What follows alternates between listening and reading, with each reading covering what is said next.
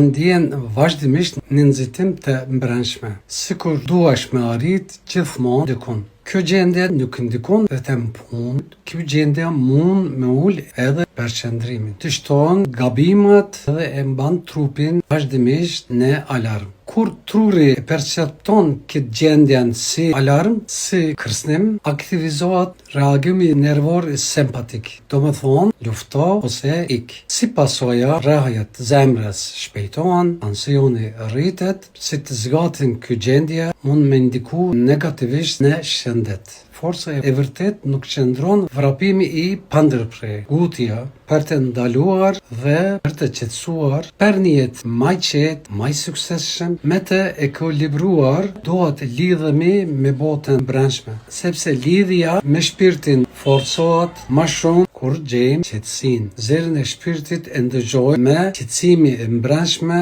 dhe qetësimi e trurit.